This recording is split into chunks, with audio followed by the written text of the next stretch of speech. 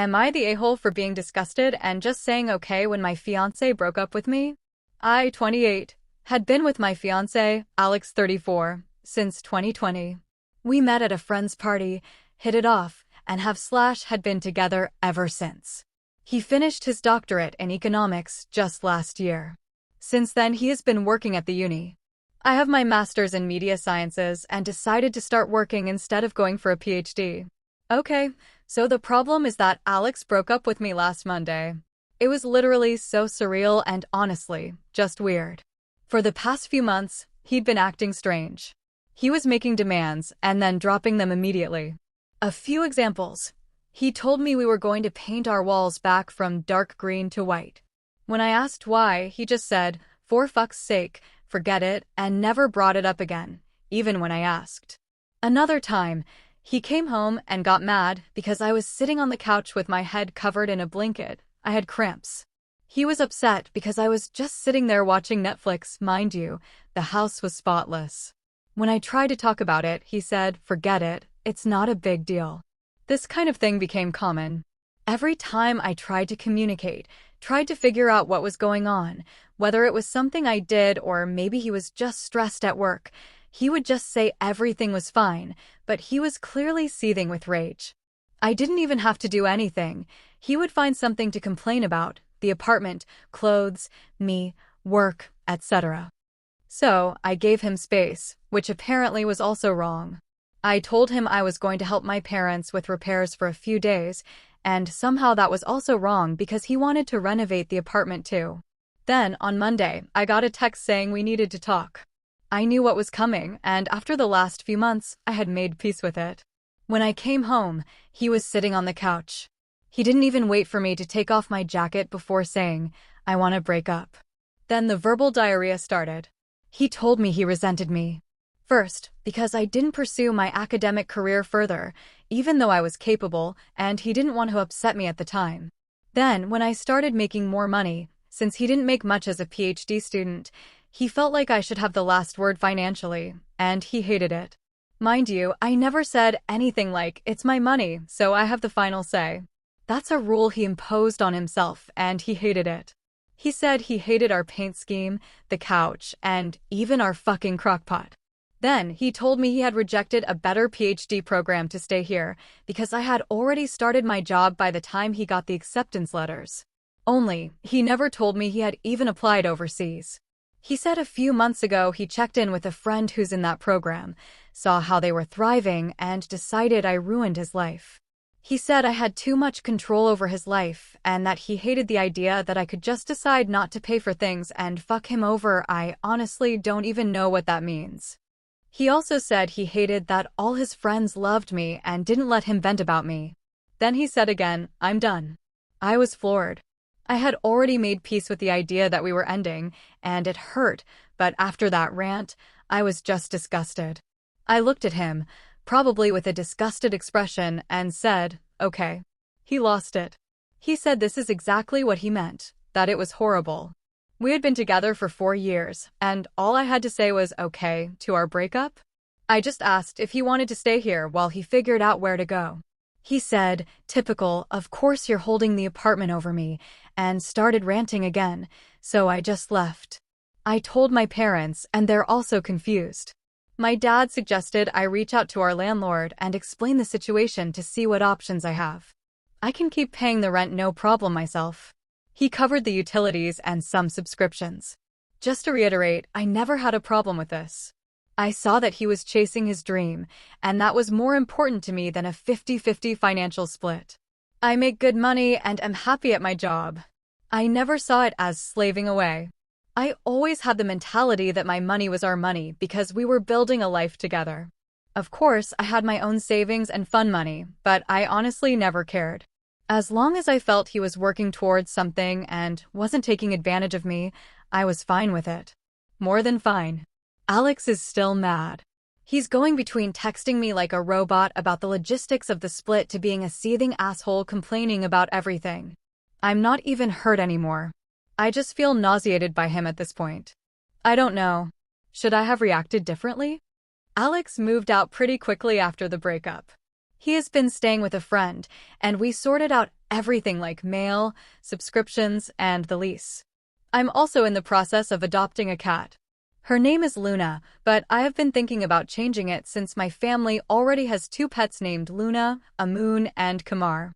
She is still at her foster home for now, but I have visited her a few times, and I already adore her. She is a scrappy little tabby who follows her foster mom around like a shadow, and I can't wait for her to move in during the first week of December. I've already gotten her bowls, toys, and a bed by the window ready.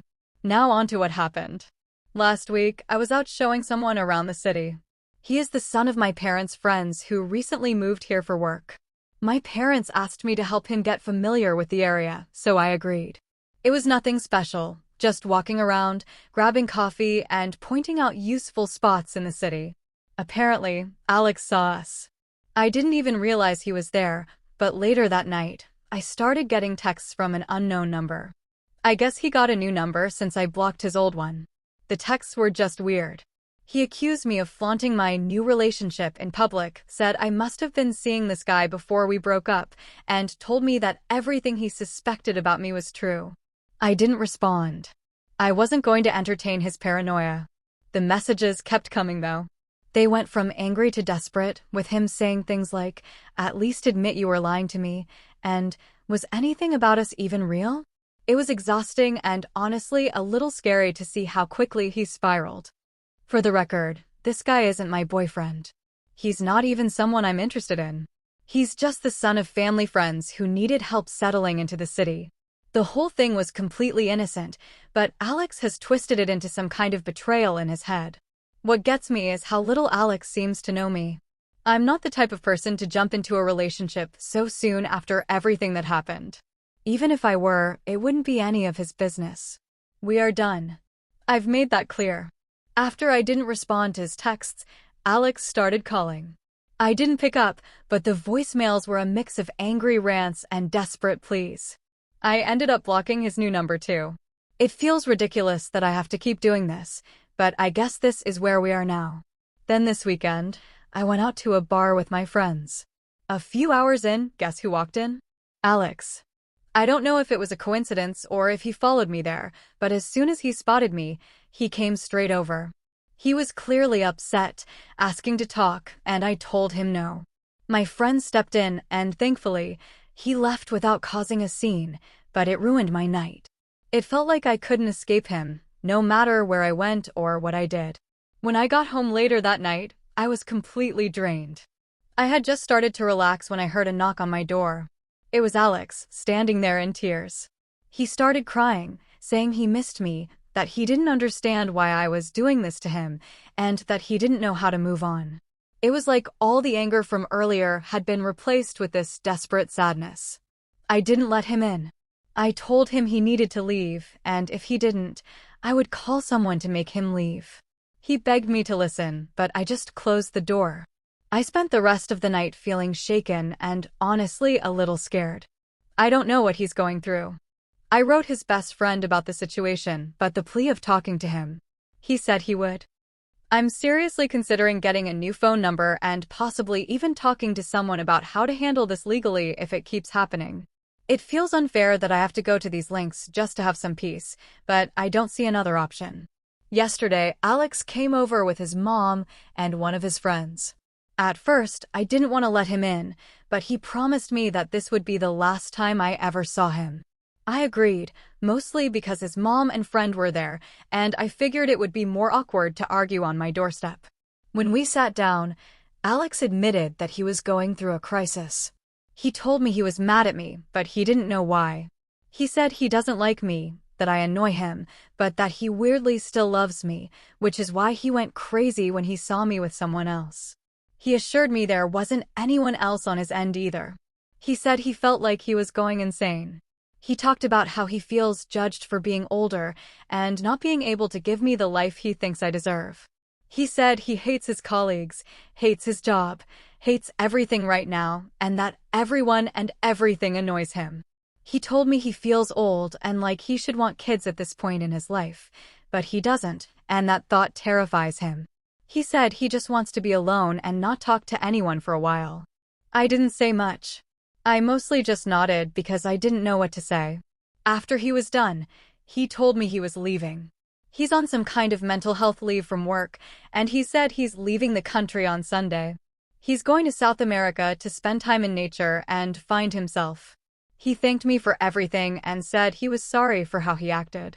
Then he just got up, grabbed the few things he had left at my place, and walked out. His mom was inconsolable. She kept apologizing to me over and over, saying how embarrassed she was by his behavior. I told her it was okay and that she didn't need to apologize for him. She cried a lot, and his friend ended up driving her home after Alex left. I don't really know how I feel about all of this. Part of me is relieved that it's over. Part of me feels sad for him because he clearly doesn't know how to deal with everything he's feeling.